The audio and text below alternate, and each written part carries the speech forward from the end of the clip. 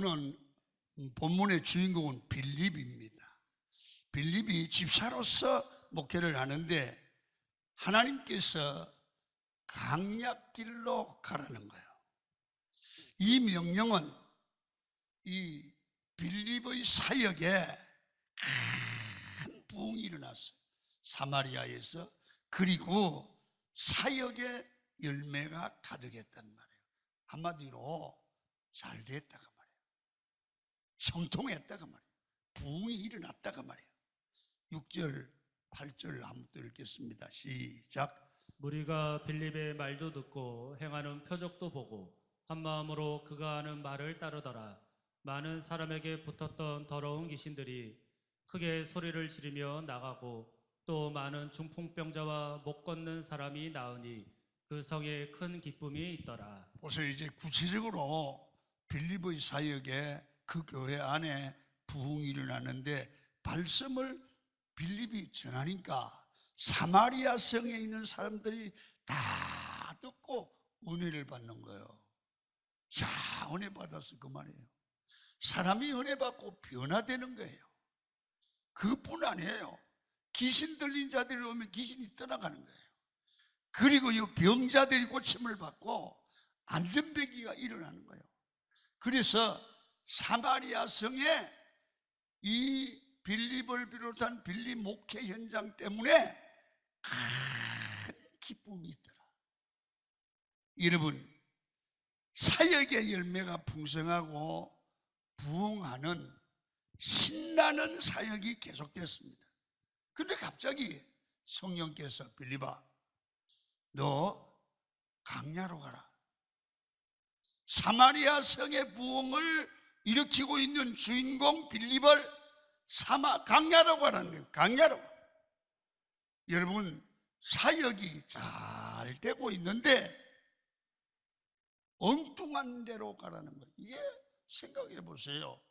이게 하나님의 음성 같지 않잖아요. 왜? 잘 되는데 왜 엉뚱하게 시키느냐 그 말이에요. 사람 생각을 하면 이해가 안 되죠. 여러분 보세요. 사람이 잘 되는 곳에서 힘든 곳으로 가라면 이거 하나님의 뜻이 아닐 것 같아. 그런 생각이 들어갈 수 있잖아요.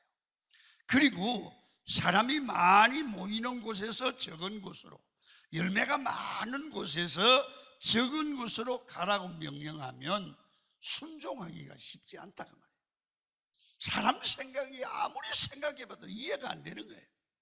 하나님이 원하시는 길이면 어려워도 가고 싶지 않아도 순종을 하면 그 다음에 열매를 주님이 책임지시고, 가라고 하는 데는 이유와 뜻이 있다 그 말이에요. 아멘. 그래서 주님이 가라고 명하시는 곳이 그의 사명지입니다. 부흥하는 사마리아 성을 버리고 강약길로 가라고 명령을 했습니다. 그런데도 이해가 잘 안 되는데도 빌립은 순종을 하는 겁니다. 우리가 내 생각과 안 맞을 때, 다시 말하면 순종하기 힘들 때 순종하려고 순종하면 어떤 일이 일어나는가? 오늘 내 생각하고 다르거든요. 첫 번째로 내가 참 잘 되는 거요. 하나님이 강야로 가라고 그래요. 그러면 그대로 순종을 하면 그게 신앙인데, 그러면 손해볼 것 같으잖아요. 그런데 순종하여 나가면 하나님이 그 다음에 또 다른 말씀을 주셔서 순차적으로 그 다음에 또 명령을 하시고 또 그 다음에 명령을 해요. 뜻이 있어요. 그러면 따라가면 거기가 놀라운 일을 하는 사명 감당하는 시간이 온다는 거죠. 아멘. 잘 들어요. 하나님의 명령에 순종해도 환경을 하나님이 미리 알려주고 다 준비해 주질 않아요. 순종해서 가보면 다음의 일을 순차적으로 하나님이 말씀하시고 인도해 주신다 그 말이에요. 말씀에 순종해서 명령을 한 곳에 가보니까 거기에서 또 다른 하나님의 말씀과 인도하심이 있다는 거예요.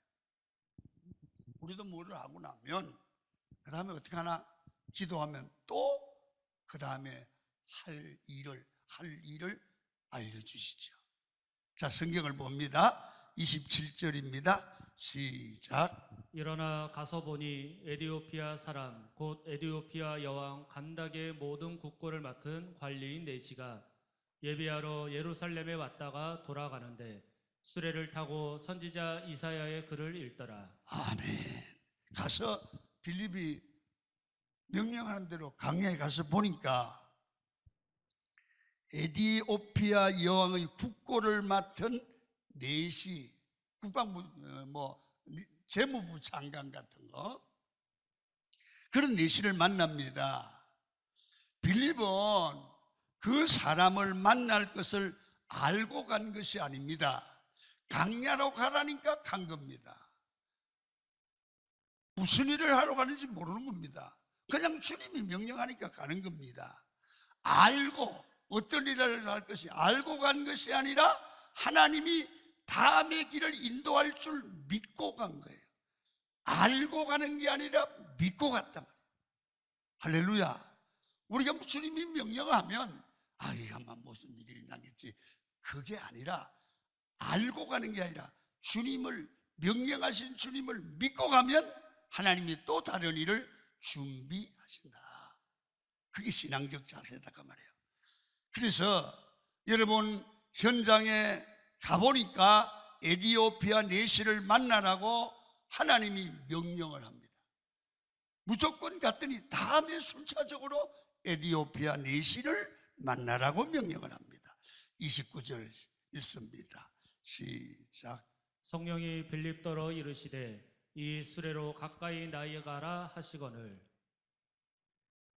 에디오피아 네시의 수레로 가까이 가라.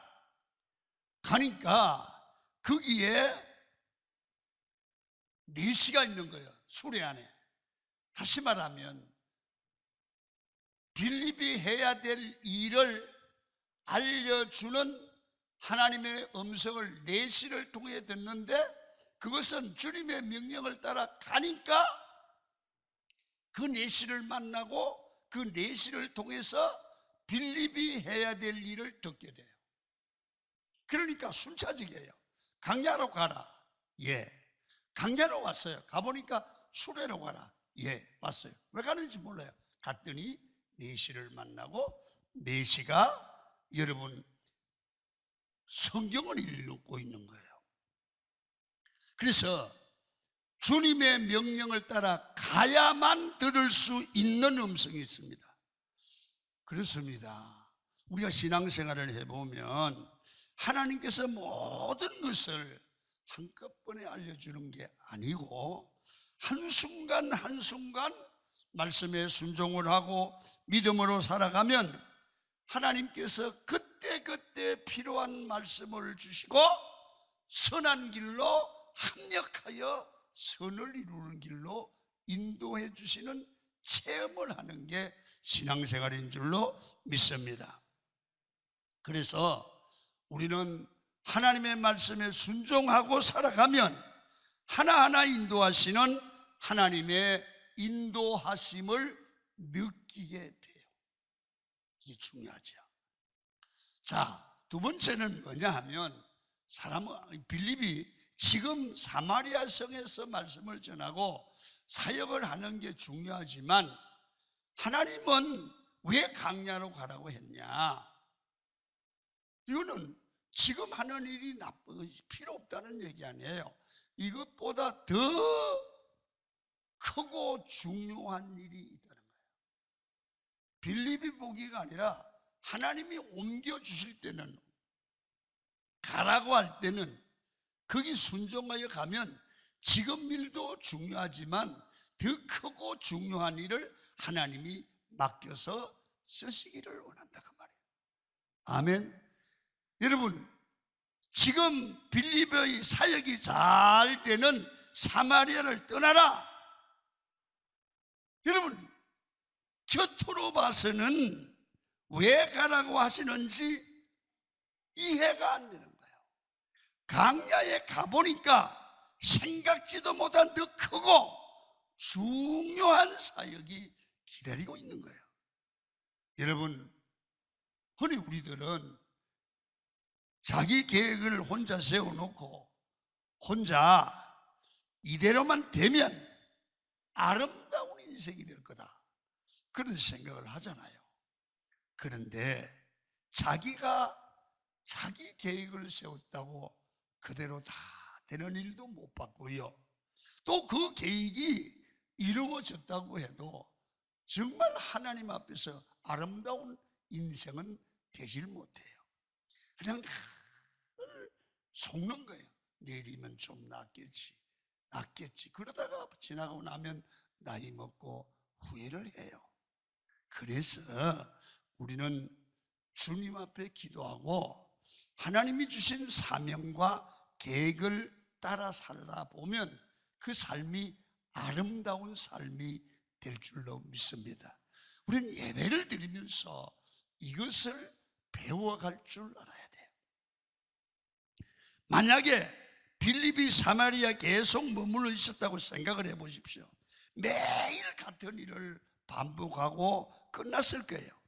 사역이 느슨해지고 편안해질 수는 있었는데 강약길로 가게 하시고 이디오피아 내시를 만나게 하신 후에 새로운 앞길이 확 열리게 됩니다. 여러분, 이 빌립이 만난 에디오피아 내시는 간닥의 왕의 국고 맡은 그러한 이 간부였습니다. 초대교회 역사를 보면 이 사람이 빌립을 만나서 복음을 듣고 에디오피아로 돌아가서 예수 그리스도를 전했으므로 복음이 지금까지 남아있고 나라가 전 국민이 복음화되도록 되고요, 지금까지 이 복음이 남아있는데 그게 곱티 기독교. 여러분, 그래서 이 에디오피아는 이 기독교 국가로 변화를 받았다는 거예요. 한 사람의 사역이 나라를 변화시켰어요. 여러분, 우리는 말씀에 순종할 때 하나님 앞에 큰 사역에 쓰임받는 인생이 될 수 있는 줄로 믿습니다. 빌립의 생각과 하나님의 생각이 다르듯이 우리의 생각과 하나님의 생각이 다릅니다. 우리 생각이 아닌 것 같을지라도 순종하면 되는 겁니다. 그래서 우리는 늘 나의 시각으로 인생을 살아가지 마십시오. 하나님의 시각으로 살아가시기를 축원합니다. 하나님이 우리를 이 자리에 두게 하신 거, 하나님의 뜻과 섭리와 계획이 있습니다. 이 놀라운 은혜가 아닐까요? 우리는 강야는 무조건 힘들다고 얘기하고 가기 싫어하지만 하나님께서 명령하면 순종하고 나가면 세기를 열어주신단 말이에요. 사마리아 성 하나만 구원하고 말 이 빌립이 하나님의 말씀에 순종해서 강야로 갔더니 에디오피아를 구원하는 놀라운 사명을 감당하게 되었다. 오늘 성경을 또 한번 보고 지나가겠습니다. 30절과 31절입니다. 시작. 빌립이 달려가서 선지자 이사야의 글 읽는 것을 듣고 말하되 읽는 것을 깨닫느냐 대답하되 지도해 주는 사람이 없으니 어찌 깨달을 수 있느냐 하고 빌립을 청하여 수레에 올라 같이 앉으라 하니라. 아멘. 빌립이 수레로 성령이 가르쳐 갔더니 여러분 이디오피아 여왕 네시가 거기 앉아서 성경을 보는 거예요. 그래서 빌립이 물었어요. 읽는 것을 깨닫느냐 했더니 읽기는 읽는데 지도해 주는 사람이 없어 깨닫지 못한다. 그래요. 그랬더니 에디오피아 네시가 빌립에게 묻습니다. 여러분 좀 올라와서 초청합니다. 여기 들어와서 나를 좀 성경을 좀 가르쳐 주세요. 다시 말하면 초청을 받고 말씀을 네시에게 개인 지도하는 거예요. 자, 성경을 봅니다. 그때 여러분 오늘 그때 읽었던 성경이 이사야 53장 3절부터 7절부터 8절인데 오늘 이 빌립이 그 말씀을 여기 사도행전에 기록해놔요. 그러니까 8장 32절에 같은 내용이 나와요. 읽습니다. 시작. 그가 도살자에게로 가는 양과 같이 끌려갔고 털 깎는 자 앞에 있는 어린 양이 조용함과 같이 그의 입을 열지 아니하였도다. 34절 시작. 그 내시가 빌립에게 말하되 청컨대 내가 묻노니 선지자가 이 말한 것이 누구를 가리킴이냐 자기를 가리킴이냐 타인을 가리킴이냐. 빌립이 입을 열어 이 글에서 시작하여 예수를 가르쳐 복음을 전하니. 지금 말이에요. 이 내시가 이사야 53장 7절과 8절을 읽고 있습니다. 이게 고난당하는 사람이 이게 누구냐 말이야. 이해를 못하겠다는 거예요.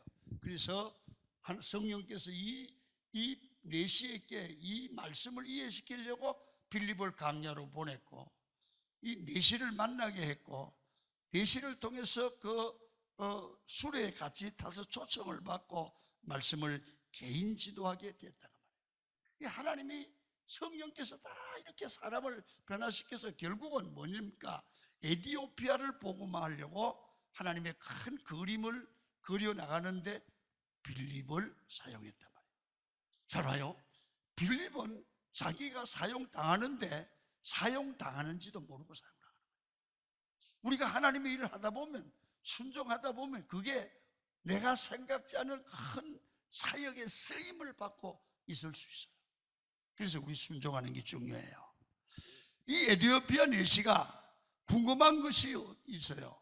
오늘 여기에 고난받는 종이 나오는데 고난받는 종이 이사야입니까? 누군지 잘 모르겠다. 여기에 이사야에 나오는 이 고난받는 종이 이사야입니까?